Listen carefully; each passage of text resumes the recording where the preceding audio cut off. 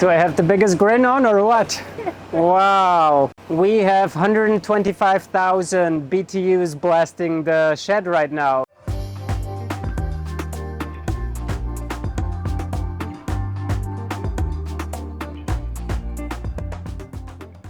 I am really happy this is all coming together now because yes, we are under some time pressure. A new deadline has been placed on us, but I'll explain more on what that is later. For now, let's get going.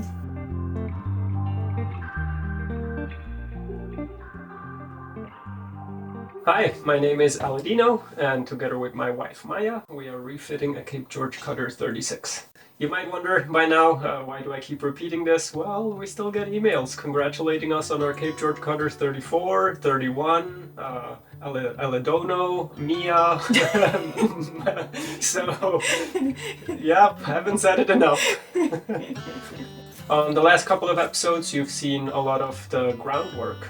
Our friend Francois helped us sand the bottom in preparation for applying barrier coat. And after weeks and weeks that felt like months and years and centuries of preparing the decks, that was all the fairing and shaping and priming, they are finally ready for paint. But this week we've got a new deadline on our hands, so that's going to force us to make even more progress.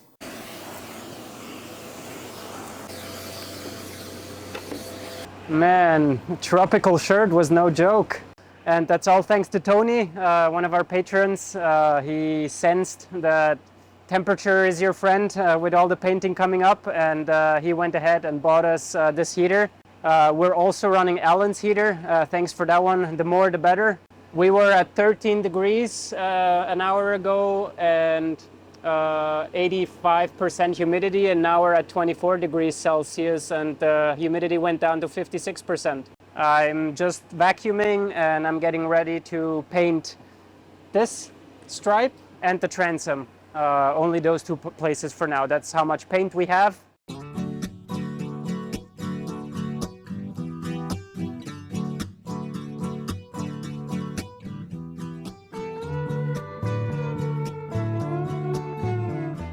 Temperature and humidity are really important to ensure a good quality paint job. When it is too cold, either the paint or the environment around it or the object you're painting, if there is a contrast that is big enough, then the paint doesn't stick. It runs, so you don't get a consistent nice finish, you get drips. And there can be much more severe problems than that, from bad adhesion to slow cure to lifting off, bubbling, a whole host of problems if the conditions aren't ideal. Now there is a spectrum, but with 2K paints, which we are using because of they have so many advantages in the long run, but they have a smaller window. 1K is a little more tolerant to colder temperatures, but of course also check on whatever specific paint you are choosing, but I think I can generalize that.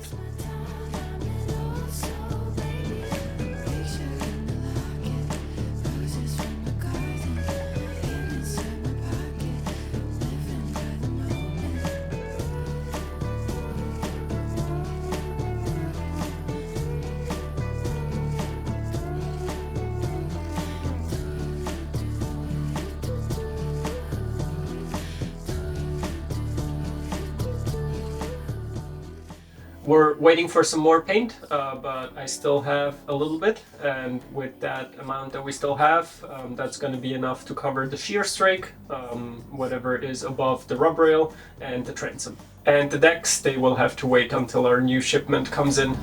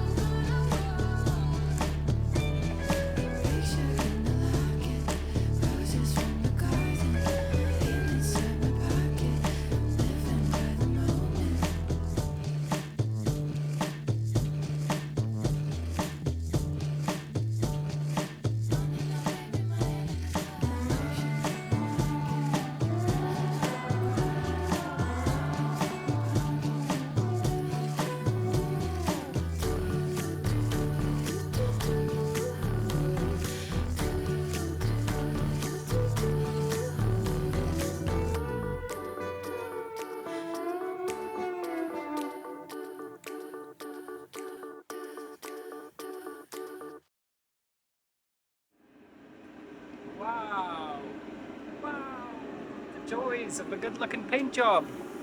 It's that easy. You only need heat and a good quality paint.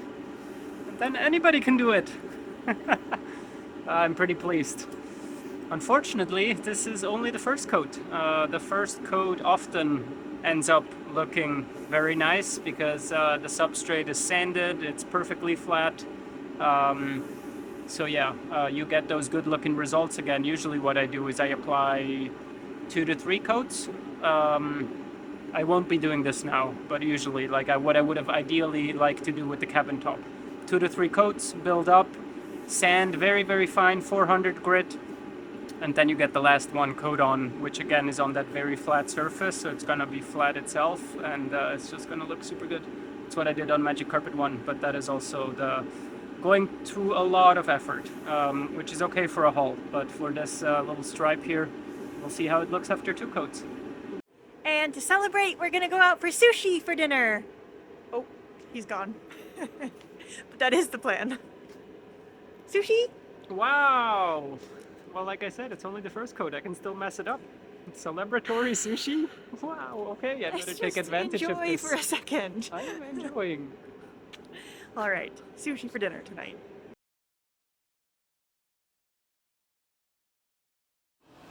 All right, it is early afternoon now, and I spent all morning scuffing up the paint that I applied yesterday, and that is only to create contrast. The coat went on super nice.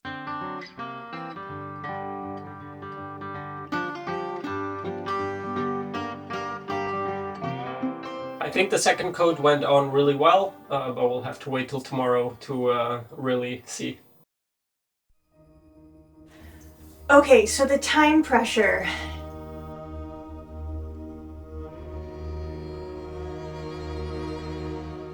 The yard is getting anxious for the shed to come down. It is within their rights because when Aladino put it up, of course, we had to get permission from the yard. And you were a little optimistic, Darlene, with your estimation for how long it would have to be up. We've far exceeded our initial estimations. And we really need to get these things, these exterior things done because this has to, yeah, we're under a bit of pressure. So the reason why the yard wants to move us is because when we first arrived and they decided where to park us, they parked us in this place that is this weird, awkward place. They normally stack boats 3 deep, but they left the space behind us empty. And I think they did that because we had this neighbor here who had piled a bunch of crap there, and I just think they didn't want to deal with it. And because we arrived sort of mid-summer, they're starting to sort of wind down kind of already because a lot of people, I think spring is really the busy season. People are getting ready for the summer, and not that many people haul out comparatively in the fall. So they were like, you know what, if that space is empty behind you, that's fine. So then we came to them, asked if we could build the shed, gave them a bit of an optimistic time frame that I think really at the time even we knew was not correct. And they said, yeah, no problem. But, you know, now going into spring, they want to maximize all the space in the boatyard because things are filling up. And that's totally fair. I really do understand it. So we're not, you know, upset at the yard. It's really reasonable. It would have, of course, been really nice if we had just been, you know, parked to the back at the beginning, but that's not how it went. So they said there's another month that we can keep the shed up. Yeah, a month to basically do all the exterior paint work. That's all the non-skid, all the paint on deck, the barrier coat, the varnish. So it's a lot to do, but I do think it's possible. And I think if we both really focus our efforts on it, we'll be able to get it done. Good morning. Good morning. I have a verdict. Love the paint. And it goes on really well when the temperature is right. I'm gonna add a 3rd coat on the transom, which is recommended anyway, at least 3 coats. And some dark fairing still shines through, depending how you look at it, so good idea to give it another go. Well, I was gonna suggest that we actually use the heaters for double duty. You do the transom, and I start doing an epoxy barrier coat. What are your thoughts on that? I mean, what has to happen is what I'm asking. Can we just start putting paint on this right now? Almost. It's temperature and humidity sensitive, so we have to look at the forecast. Well, it's going to be a lot more temperature and humidity sensitive if we don't have a shed. I mean, I'm really, think practically here. Well, let's paint it. Yeah. I'm just a bit worried about this. I don't want to create a bad relationship with the yard. And they are a bit pushy at this point. Reasonably so. Yeah. Not an ideal situation we're in right now. Now, there is one kind of blessing in disguise to the yard wanting the shed gone, and that is the shed has been absolutely necessary to do the work we're currently doing, but it also gets in the way of projects that have to come down the line. The bowsprit, the tent needs to be gone for the bowsprit to fit, the mast, and lifting the engine in with a crane all needs to happen without a tent. So initially we had the idea of, okay, well, the yard wants the tent moved, then let's actually just move the tent to where they want to relocate the boat instead of taking the tent down entirely. But if we can manage to get all our exterior tasks done and take the tent down for good, that would actually be really advantageous, I think, also to us. Sure, it would make a few other things more difficult. You know, there's pros and cons to every decision you make, but it might also just guide us along the path we need to be taking, because once the mast goes up, we can take measurements and hopefully get sails. And sails are something that take a while to produce, obviously. There needs to be a bit of lead time on that. So I'm hopeful that we'll get all of this done. But it's also going to require a lot of taking care of mental health, especially for me. You guys know the drill. You know, this is really hard for me. And I can do really difficult things as long as I have a bit of balance in my life. But when those difficult things become all-consuming in my life, it's rough. So it's a balance I'm going to have to really try to strike here. Okay, so a bunch of time has passed since I was filming in here this morning. Yeah. I edited a video all day. I've now come back and there's big progress. Yes, I grinded the 7 through holes. Well, I made a bit of a scarf removing glass. Those were the old openings that I have already fiberglassed from the inside, and often when I can get access to it, I fiberglass from both sides, doing only half of the hole thickness to determine the scarf length. So now it is time to do the exterior. So I did the scarves, removed the glass, and now applied some glass. So this is sort of the thing that needed to happen before we're going to be able to apply the barrier coat. Yeah. And it's all done with epoxy. yeah. Barrier coat is epoxy, so doesn't really matter. It's more when we start applying barrier coat, then we wouldn't see any more wear that needs to happen. So yeah, it is just nicer to do it beforehand and to put a nice even coat of barrier coat over everything. Yeah. Yeah. So now that I'm done editing for the day, I'm going to also get started on a task that you've got for me on the exterior of the cabin top. Do you want to help set me up with that task a little bit? Sure. All right. So a few days ago I was able to prepare the cabin top. The tape that you can see now is going to be left glossy, and everywhere else where now is white is going to be non-skid. So those areas now need sanding. Don't have to remove the paint. It's only about scuffing up the paint until it is no longer glossy, and then we have a good surface for non-skid.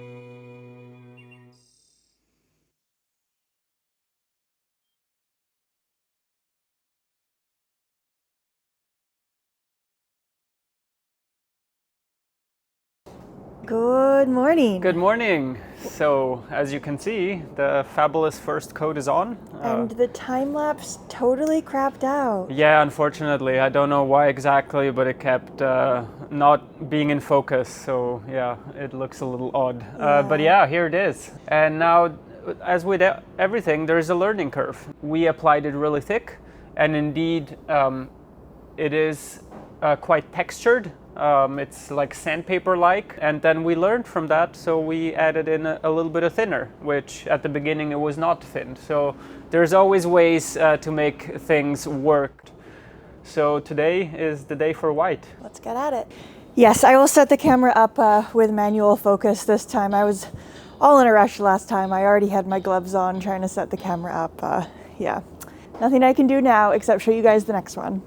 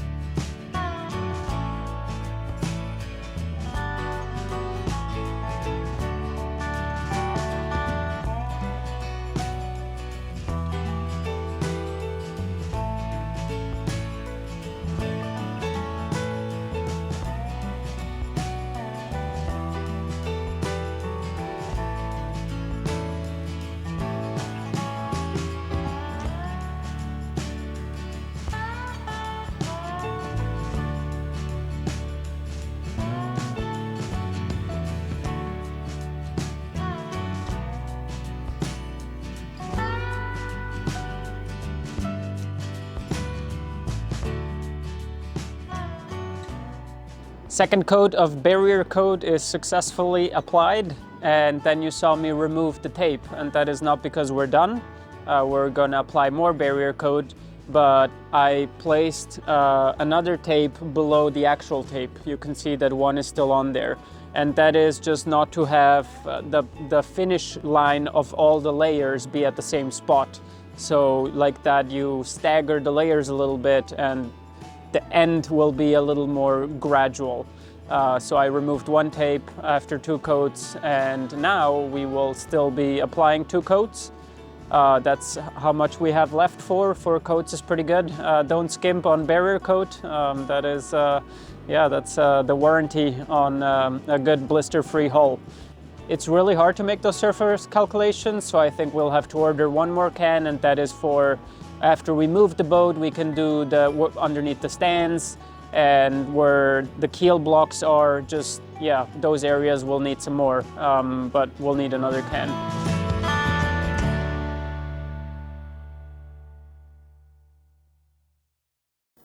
The deadline of removing our shed sure lit a fire under me.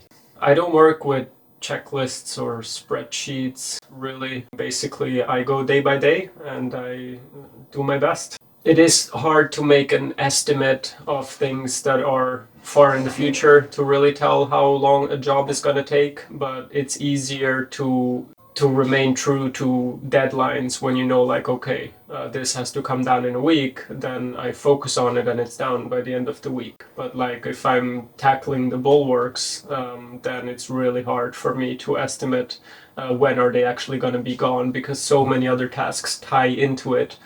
So there, I am bad at making good estimates.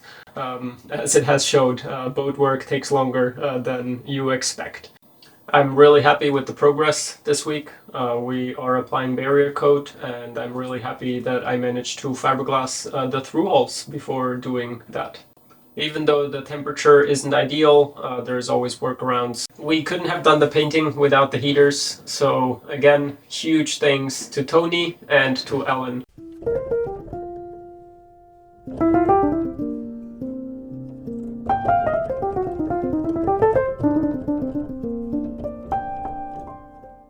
Yeah, I mean, time crunches aren't fun. The time crunch that we had in the States was, I think, in many ways kind of like what really shifted this project for me into something not quite as lovely as I thought maybe it could be. So I'm a little nervous about this time crunch, but to be honest, I'm also a little bit optimistic about it because it's 1 month deadline rather than, you know, like the 6 months in the States. So it's a little bit shorter of a time frame to maintain an elevated pace. And I think it will push us to do things that can be done now, but maybe we wouldn't have decided to do just because of, oh, it's cold out and oh, this and that. But now we've just got to work it out. And I think that's actually going to be really nice because all these painting tasks are the things that really beautify the boat. Those are the things that are really motivating. If we can push ahead with that and see such big visual difference in a short amount of time, I think that will actually be really good for the project and for us. Next week I have to go pick up our shipment of Epiphanes paints to get the rest of the deck painted, and we're also going to do the non-skid on the cabin top next week. We might do that first. So that's really exciting. I have never worked with the Kiwi Grip non-skid before, neither has Aladino, so that'll be a new adventure next week. And on the topic of Epiphanes paints, something kind of fun, as you guys probably know by now, I don't know, we've said it in a few episodes, but this is the 9010 color, which is a code on the RAL color chart, RAL, which is just a color chart that kind of gives numerical values to any color you can dream up. And Epiphanes is able to mix custom colors, so we ordered a custom color. And just recently we found out that Epiphanes actually has added that custom color to their regular stock, which means that you can now order it without waiting for a custom mix. It's just on the shelf. So that's kind of exciting. They didn't say if they did that because we have boosted the popularity of it. 9010 is a very popular color, but I would like to think we had something to do with it. But yeah, that's really nice for us as well. So it's not yet available on shelf in Canada. Typical Canadians don't get things. But apparently it will be later on, just not right now. So that's really nice. But right now it is available off the shelf in the States, apparently. So awesome. And of course the barrier coat, we will keep going with that, applying lots of layers. And yeah, that's all. The shed is going to come down, but the boat's going to be ready for it. I'm sure of it. So as always, thank you so much for watching. Truly, truly appreciate it. Extra big thanks to our patrons for making all these episodes possible, for making the refit possible, for just making everything possible. Could not do it without you guys. You can sign up to be a patron for as little as $2 a month, and there's all sorts of stuff going on Patreon that doesn't happen on YouTube. We do weekly real-time updates so you can see where the boat's at in real time, see if the shed has come down, see if all those things have happened in time. It also allows us to keep this program sponsor free so we don't have to do ad reads in the middle of the videos. We love that. We're not beholden to any corporations, and that is so cool. Audience funded.